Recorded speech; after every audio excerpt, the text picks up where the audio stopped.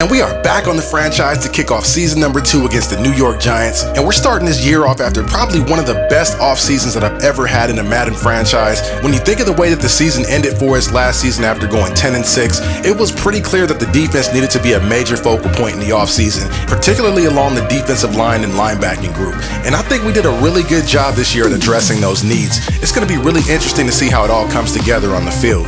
Now, getting into the gameplay, the Falcons won the toss and decided to receive. The first offensive play in the second season is a handoff to Freeman that gets pretty much shut down after a 1-yard pickup. The next play, Matt Ryan goes with the play fake and is under pressure and overthrows this wide receiver and throws incomplete. So that brings up a 3rd and 9 situation. Ryan drops back and hits Freeman underneath, and he's going to pick up the first down and a couple yards on top of that. So looking at 1st and 10 now, Matt Ryan drops back and delivers a short pass to Curry Blackman for his first NFL catch. And I'm expecting big things this season from the rookie tight end out of Clemson. And that goes for our entire 2018 draft class, especially the top 4 selections. I'm telling you, if we can get these guys to play anywhere close to their full potential, this team could really be special. Now, getting back to the drive as Ryan tosses it to Freeman for no gain, we're now faced with a 3rd and 7 situation. Ryan then comes out in the gun with the 3-wide set, takes the snap, trying to find an open receiver downfield and hits Mohamed Sanu for a nice pickup. That's going to move the chains to the 30. The next play is a handoff to Freeman off the right side. He breaks free and just barely misses picking up the first down for a 2nd and inches situation. Ryan then goes back to the passing game and hits his fullback Wade Bratsky to pick up the first down, and that's going to set us up at the 14. And I don't think that I've mentioned Wade to you guys at any point during the offseason. Wade Bratsky was a UDFA pickup out of Florida State that ended up being surprisingly decent. I think he's 80 or 81 overall, and since I decided not to waste a draft pick on a fullback this year, I think it ended up working out pretty well for us, so that was a decent pickup. Now facing a 3rd and 3 from the 7, Ryan takes the snap and fires complete to Julio Jones. The ball barely crosses the plane, but it's going to be enough for Julio's first touchdown of the season.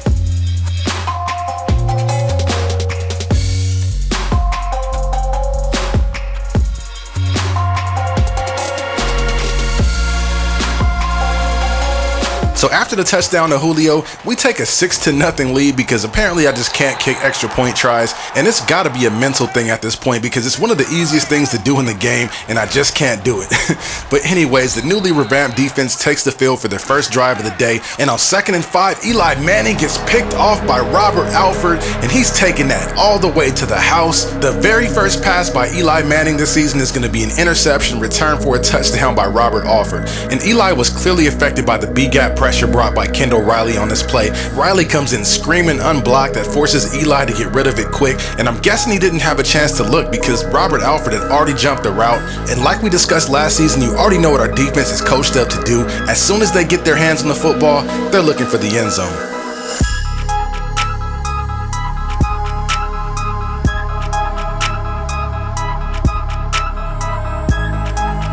So just like that, we jump out to a 13-0 lead, and the Giants come out looking to respond. Vereen gets a nice carry on 1st down, setting up a 2nd and 1, and then he gets the delayed handoff on 2nd down and gets shut down in the backfield. That was a nice play by the newly acquired linebacker Mark Barron. So looking at 3rd and 6 from the 29, Eli drops back and hits his tight end Anthony Fasano, and he's going to pick up the first down. Moving ahead a bit, the Giants then look to give us continuous doses of the running game by handing the ball off to Vereen 3 straight plays. The first down play only picks up 2, followed by a 6-yard pickup on 2nd down, and then 3rd and short, they try to give it to him out of the gun, and that play is going to get snuffed in the backfield by Tack McKinley. So after forcing the 3 and out, the Falcons offense takes the field once again, and Freeman makes the grab to pick up the first down on 2nd and 5. Then the next play, he takes the handoff from Ryan off the left side, and he's got running room downfield. He jukes a defender, breaks a tackle, and he's going to take it all the way up to the 41.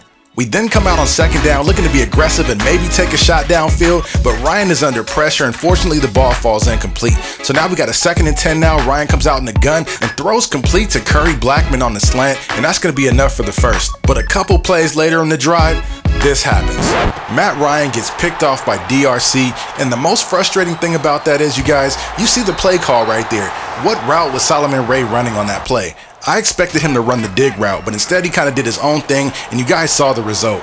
So now the Giants offense takes the field once again as Eli throws a nice completion to Fasano that sets up 1st and 10 from the 38. Manning then dumps it off quick to Ingram for a gain of 6, and that's going to bring up 2nd and 4 from the 32. We then send the blitz and Eli sees it and throws complete to Danny Amendola, and that's going to be enough for a 1st down and some. And much like we've been seeing all game long, Shane Vereen gets another carry, and this is going to take the Giants all the way up to the 7. So they're knocking on the door here, and now we're going to see if this revamped defense can step up in a goal line situation. So Manning takes the high snap on 1st and goal, hands it to Vereen, and that play gets stuffed immediately. That brings up 2nd and goal from the 9. Eli goes with the play fake, has tons of time in the pocket, throws near the pylon, and is almost intercepted by Desmond Trufant. That pass should have been picked off right there, you guys. So now the Giants are facing 3rd and goal. They try to sneak it in with the draw, and that's not happening. Deion Jones sees that play coming and shuts it down. So the defense does a pretty good job there in keeping the Giants out of the end zone, and with that, we take a 13-3 lead in the halftime.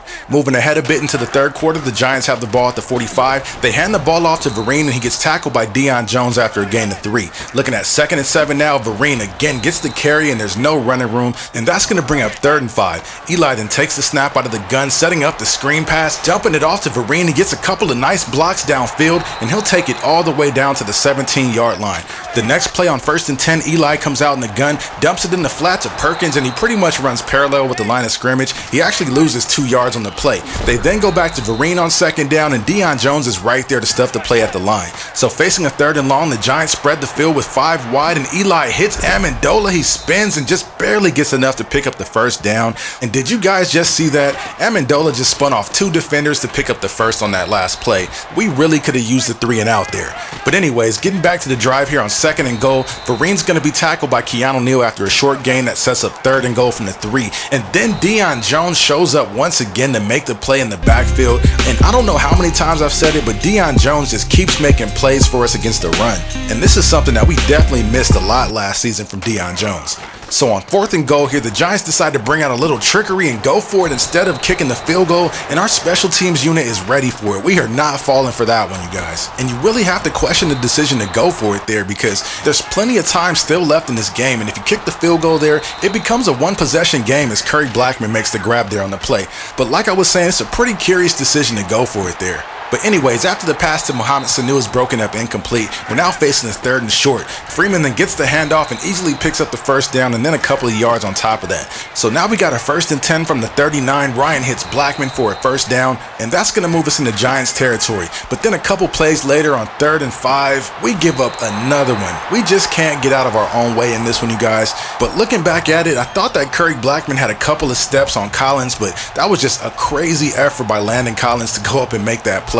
But once again, we make another turnover, which forces our defense onto the field to have to clean up the mess.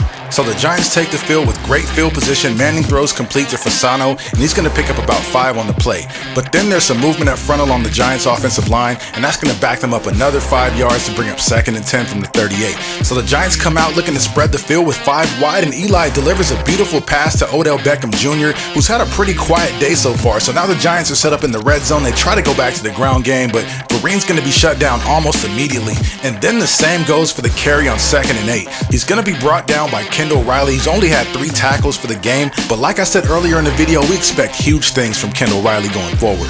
Now the Giants come out and decide to hand it off here on 3rd and 8, and Vereen's going to be tackled after a gain of 6. The field goal unit comes out and puts 3 on the board, but after that drive, the Giants offense never saw the field again. We end up getting a Week 1 W on the road against the New York Giants, and as you guys just saw, the final was 16-6 in a weirdly defensive-oriented type of game. Neither offense was really able to generate much of anything in this game. We were able to march it downfield on the opening drive and punch it in for 6, but that was pretty much it, you guys. I am happy about the way that our defense played today, though. Keeping the team out of the end zone for an entire game is a pretty tough task, and we were able to pull it off. But the real test is going to come next week against the Carolina Panthers. I'm going to be looking to get a little revenge for the way that things played out last season, so I'm expecting that one to be a really good game.